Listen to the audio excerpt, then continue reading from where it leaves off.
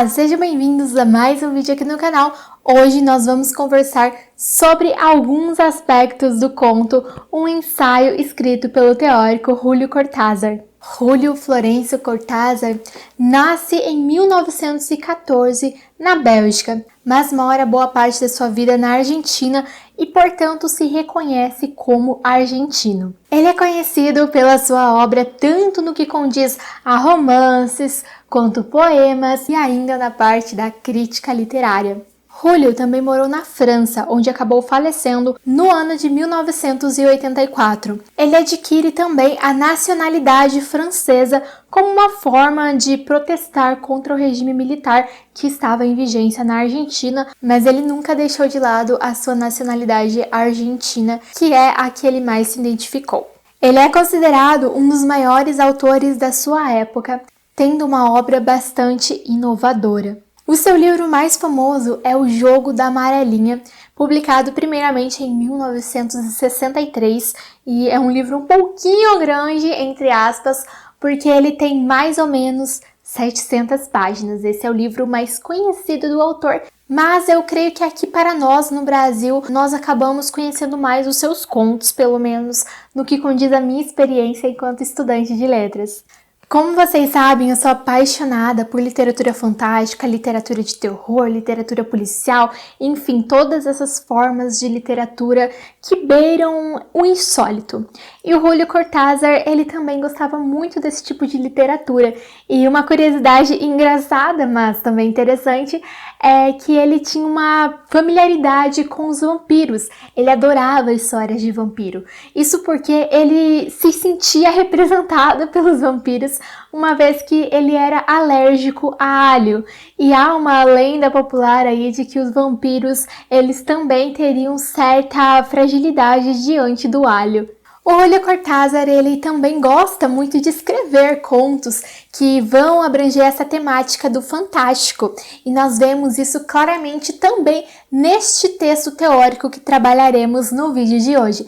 Como vocês também já devem saber, essa é uma série de vídeos na qual eu trabalharei a teoria do conto. Então, se você ainda não viu o primeiro vídeo, não tem problema, pode terminar de ver esse, porque eu vou deixar o link do próximo ali na descrição e no primeiro comentário fixado. O Julio Cortázar, ele diz que não tem problema que nós, leitores, não tenhamos lido a sua obra ainda, porque ele vai falar do gênero conto de forma geral. Não vai se restringir a falar do gênero conto pensando nos seus contos, porque ele também é contista, então ele faz essa separação do Julio Cortázar contista e do Julio Cortázar teórico.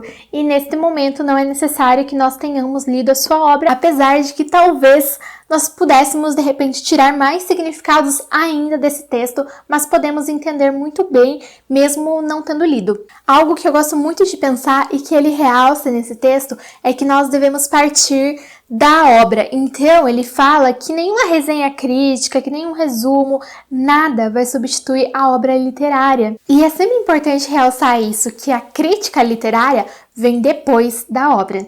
Por isso, priorizem a leitura. E ele também inicia esse texto dizendo que para ele é uma honra que ele possa falar desse gênero, sendo que esse gênero muito o interessa também particularmente, uma vez que ele é um grande leitor de contos e outra que ele também escreve contos. Logo no início desse texto teórico dele, ele já sublinha que os contos dele podem ser entendidos como contos fantásticos, na falta de um nome melhor, o que também nos dá a entender que ele não gosta muito dessa nomenclatura de realismo mágico, porque muitas pessoas, muitos estudiosos, aproximam a obra dele do realismo mágico também, mas aqui nós já vemos que ele prefere o termo fantástico. Ele fala nesse texto que ele gosta muito dessa literatura que se posiciona à margem da literatura realista, essa literatura mais insólita. Ele também afirma que, em último caso, se pode pensar que ele está falando somente sobre o conto do qual ele pratica, que no caso seria esse conto mais fantástico. No entanto, ele crê que essas ideias dele podem ser muito úteis para estudos de outros contos, como os contos dramáticos, os contos realistas, inclusive, os contos de humor e tudo mais. E eu acho muito interessante nós nos atentarmos ao título desse texto teórico do Julio, porque olha só, O título é Alguns Aspectos do Conto. Então veja bem essa palavra alguns. Com isso, ele já se isenta de certas críticas que pudessem surgir, como por exemplo, ei, Julio, você não falou desse aspecto aqui, você não falou desse aspecto lá. Então ficou faltando alguma coisa aqui, alguma coisa lá. Só que como ele fala só a palavra alguns, com isso ele deixa claro que ele não quer esgotar o gênero conto, e sim que ele quer dar visibilidade para determinados pontos. Isso é muito interessante para nós, estudantes de letras, nos isentarmos de certa culpa, sabe? Utilizando algumas palavras como possibilidades, sugestões, hipóteses, alguns aspectos. Algo que o Julio afirma e que eu gosto muito dessa ideia que ele nos traz é de mostrar que o conto ele não pode ser classificado de forma geral, ele não pode ser esgotado e, em suas próprias palavras, ele não pode ser encerrado em uma categoria, mas ele propõe que se tenha uma ideia geral do conto. Então, ele enfatiza que há sim alguns aspectos bastante recorrentes que são comuns a contos de diversos temas, fantásticos, realistas, dramáticos, humorísticos. Então, ele tenta pensar muito nisso, nessa questão das recorrências, e não numa questão mais de separar, de encerrar, de classificar totalmente. O Julio não nos diz que o conto é uma síntese da vida que ele pretende retratar com fidelidade. Ele diz que o contista vai retirar da realidade o seu tema a partir do seu olhar diante dele. Então o contista ele tem contato com diversos temas, mas determinados temas chamarão mais a sua atenção. E esses temas podem ser excepcionais ou partes do cotidiano, coisa simples. E a partir desse momento que esse tema tocá-lo de alguma forma, aí sim ele vai dar vida a esse tema. Então não se trata de retratar um tema, mas sim de torná-lo vívido. Como assim? Bom, o Julio Cortázar ele vai nos falar que não basta o contista ter um bom tema, é preciso que ele saiba desenvolvê-lo, e nisso é que consiste o ofício do escritor. Sempre que nós queremos analisar, estudar, decifrar, entender melhor alguma coisa, nós acabamos comparando ela com outra. E, na verdade, nós mesmos nos constituímos em relação ao outro. Então, no caso do conto, ele é frequentemente comparado com romance, conforme o Julio Cortázar nos explica. Então, nós já sabemos, mais ou menos, até antes de ler esse texto teórico, que o conto é mais curto que o romance. Então, o Julio Cortázar nos fala que nós temos ali uma diferença dessa extensão, mas também de outras coisas. Por exemplo, o romance ele vai ter mais tempo de se desenvolver, de desenvolver às vezes mais do que um ponto, mais de um núcleo, enquanto o conto, por sua vez, ele vai lidar o tempo inteiro com essa noção de limitação, uma noção do seu limite. E novamente, esse limite ele tem uma ideia dupla, porque se trata tanto do limite físico, porque um conto ele geralmente vai ter ali em torno de no máximo 20, 25 páginas, enquanto ele também vai ter essa noção de limite de conteúdo, porque ele não pode trazer vários personagens, trazer uma trama muito ampla, porque ele vai falhar em não desenvolvê-la muito bem, visto que o conto é uma forma breve. E aí o Julio Cortázar, ele pensa muito na França, né, nesse momento, porque é lá que ele estava vivendo. Inclusive, ele realça no seu texto que ele está pensando nos contos franceses também quando ele fala disso, e ele até mesmo menciona que o conto não é uma forma tão famosa de leitura quanto o romance, pelo menos na França. E é legal pensar nisso porque a França ela tem uma relação muito forte com o Brasil no que condiz à literatura. A França foi uma grande referência para os nossos autores também.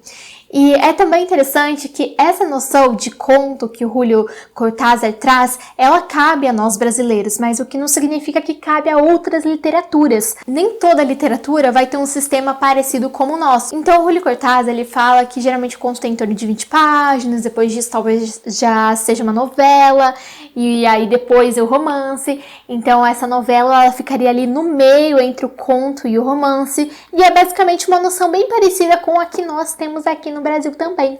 Claro, neste momento, pensando no limite no que condiz à extensão, lembrando que temos também a noção do conteúdo, ou seja, é mais amplo do que isso pensar essa questão. E ele faz uma comparação muito interessante, ele faz uma analogia entre o cinema e a fotografia para com o conto e o romance. Então, basicamente, o cinema, ele seria análogo ao romance, porque ele pode desenvolver muito bem um filme, ele tem vários momentos ali que podem ser trabalhados, outros pontos além do centro da história, enquanto a fotografia, ela vai captar uma determinada imagem, uma determinada cena. Então, ela é muito mais limitada, o que não significa que ela vai ter menos significação necessariamente. E da mesma forma, o conto também vai captar determinado momento, por isso que ele compara muito o fotógrafo com o contista. Ele afirma que o fotógrafo e o contista, eles sentem certa necessidade de captar um momento, ou um acontecimento, ou uma imagem que eles valham mais do que si mesmos. Então, como que nós podemos ver isso nos contos? Basicamente, nós veremos que os grandes contos são aqueles que eles trazem muito mais do que aquela história no primeiro plano, ou seja, eles trazem várias possibilidades de leitura, de análise, uma significação muito ampla. Então, nessa nossa série de vídeos sobre os contos, eu já trouxe para vocês o artigo Tese sobre Conto, do Ricardo Piglia, e lá ele falava da teoria do iceberg do Hemingway, que é justamente isso, de só uma pequena parte da ideia da história é trazida à tona para o leitor, mas há um grande montante por baixo.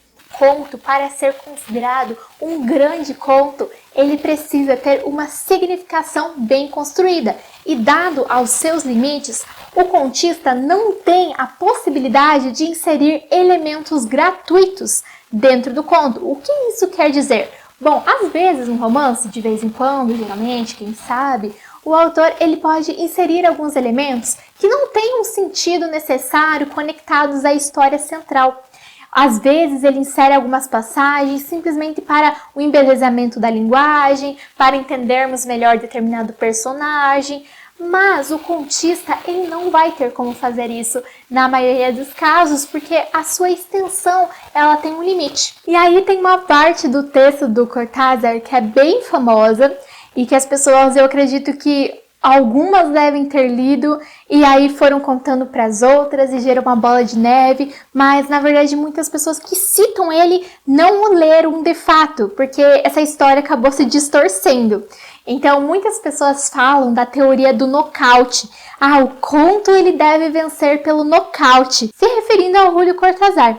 Mas na verdade ele diz isso, só que essa ideia não é dele. Então ele coloca no texto dele, nesse texto de hoje, dizendo o seguinte, que um escritor argentino, muito amigo dele, contou para ele uma ideia de que o conto ele deve vencer por nocaute, uma vez que o romance deve vencer por pontos. Então, basicamente, isso quer dizer que o romance ele tem uma extensão. Ele pode ganhar um ponto aqui, um ponto ali. Ele tem tempo para ser desenvolvido, enquanto o conto ele não tem tempo. Então, ele tem que ganhar num golpe só.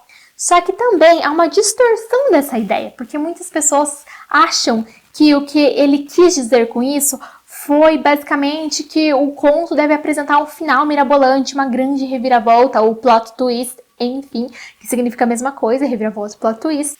Só que não é nesse sentido, sabe? O que o Júlio Cortázar ele está nos dizendo é que um conto ele deve ser muito bem amarrado, bem construído. Então, um exemplo que eu dei para os meus alunos do curso que eu estou ministrando sobre contos é no conto A Loteria, da Shirley Jackson, que nós lemos. Então, em todos os encontros, nós estamos lendo um conto e também um texto teórico. Inclusive, eu gravei a minha leitura do conto A Loteria, da Shirley Jackson, já postei aqui no canal, caso alguém tenha interesse. Naquele conto, nós vemos que, de início, as crianças estão brincando na rua, coletando pedras.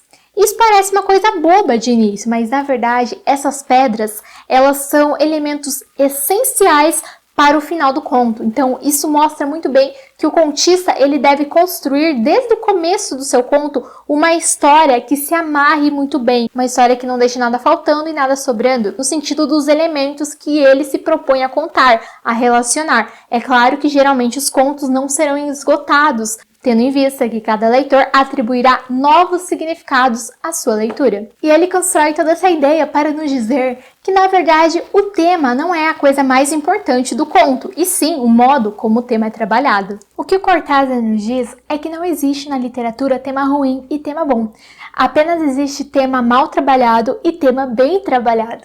E aí ele cita Sherwood e Catherine Mansfield, que são autores já citados pelo Piglia naquele primeiro vídeo que eu fiz para vocês mostrando o texto do Piglia, tese sobre o conto. Então nós vemos que são dois autores referências que nós já podemos acrescentar na nossa lista aí de futuras leituras, pois afinal foram citados por Julio Cortázar e por Ricardo Piglia. E o Cortázar cita eles para mostrar um exemplo de contistas que pegam temas domésticos e trazem por meio desses temas grandes reflexões sobre a condição humana, sobre aspectos históricos e sociais, que refletem sobre a ordem do sistema em que nós vivemos. Então é algo de fato muito profundo, feito por esses contistas por meio de temas comuns, temas do cotidiano, temas domésticos, coisas que podem acontecer, enfim, na sua casa, no seu dia a dia, mas que eles transformam em algo grandioso, capaz de trazer grande reflexão.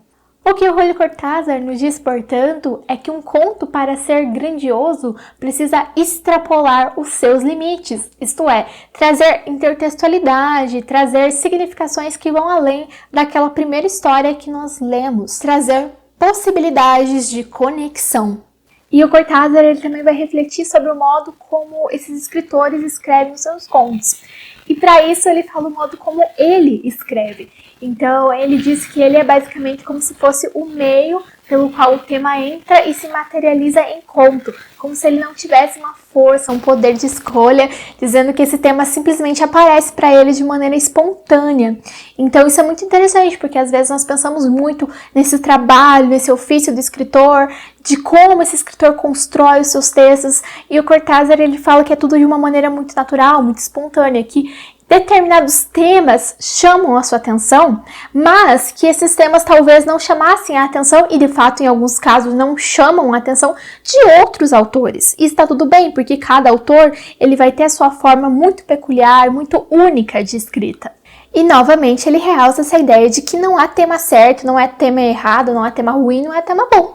Há um sentido de esse tema te chamar a atenção ou não, ao sentido também do modo como você vai trabalhá-lo, e mesmo que você trabalhe bem, esse tema pode chamar a atenção de um leitor, pode despertar a sensibilidade dele, pode comovê-lo ou não, porque da mesma forma que esses temas eles funcionam de maneiras variadas nos escritores, eles também vão funcionar de maneiras diversificadas nos leitores.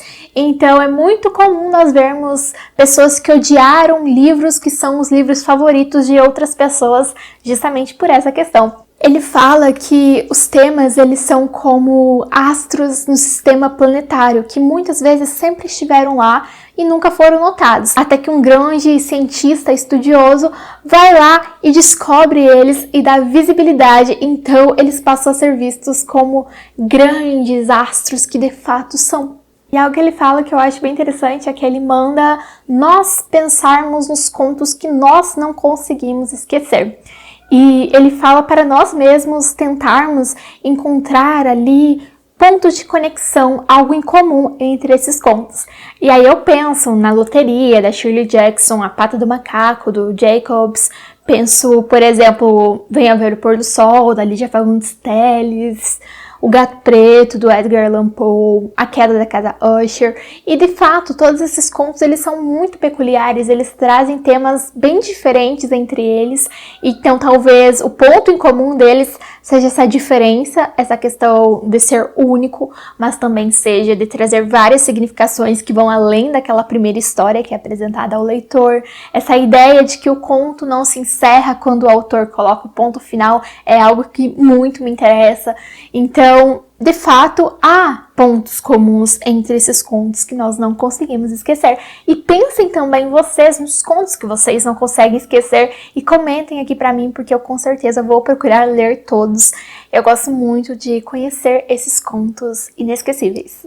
E grande parte do artigo, ele se dedica, então, a estudar essa questão do tema, da seleção do tema. Mas ele fala que isso, na verdade, é só um primeiro passo, um passo muito básico. Ele, na verdade, só quer explicar como ocorre isso para que o leitor tenha uma noção maior, porque às vezes os leitores acreditam que o tema é a grande chave do conto, e o Cortázar fala que não, que a grande chave do conto é saber trabalhá-lo. E aí ele vai falando, então, que essa primeira etapa do tema, a etapa mais básica, a grande etapa vem no modo como ele é desenvolvido, então aí entrará o ofício do escritor. E aqui ele fala algo muito interessante, que alguns escritores, sobretudo os iniciantes, eles têm essa ilusão de acreditar que escolher um tema que os cativou ou chamou a sua atenção por si só vai dar a eles um conto bom. E na verdade não. Ele realça novamente essa fragmentação de como esse conto é amado ou odiado, de como ele é apreciado ou lido como banal. Então eu gosto de relacionar isso à própria noção de medo, como nós aqui do meu canal lemos muitos contos de terror e tudo mais. Nós vemos sempre que esse medo ele é muito fragmentado, que uma pessoa tem muito medo, para outra de repente pode ser engraçado e vice-versa. Então eu acredito que essa noção do conto, dele ser cativante ou não, é muito nesse sentido, de ser diversa, porque as pessoas elas têm esses gostos diversos e também medos diversos. Então é tudo muito diferente e o contista, para ele construir um bom conto, ele tem que de certa forma acoplar essas diferenças. Então ele fala muito de saber desenvolver um conto que tenha tensão, intensidade, que consiga criar uma atmosfera que possibilite uma ajuda ao imaginário, imagético e também auditivo do leitor. E ele diz que isso pode ocorrer de diversas formas, então ele cita alguns autores clássicos, mas que são bem diferentes entre si, mostrando que eles conseguiram fazer isso, conseguir essa tensão, essa intensidade do conto, esse nocaute, de maneiras diferentes. Então não há uma fórmula pronta para um conto grandioso. E aí, para finalizar, ele nos dá alguns outros exemplos que realçam essa ideia de que para que um conto ele seja um conto de qualidade, ele precisa não apenas trazer um tema bom, porque o tema pode ser o tema mais simples, mas o conto precisa ser bem construído, bem desenvolvido, bem trabalhado. E aí ele nos mostra algumas coisas que podem ajudar a esse conto a ser dessa forma, como por exemplo essa noção que eu já mencionei para vocês, da intensidade, da atenção, né? Tensão, não é atenção. Enfim, um estilo capaz de dar forma, de dar vida visual e auditiva que o torne único. E é isso por hoje, eu espero que vocês tenham gostado desse vídeo, convido vocês a assistirem ao primeiro vídeo dessa série, a curtirem esse vídeo, se inscreverem no canal e também comentarem se gostaram das ideias do Cortázar. Não pretendo esgotar esse texto, assim como o Cortázar não pretende esgotar os estudos do gênero do conto, então, portanto, estou aberta a contribuições e interpretações diferentes de vocês.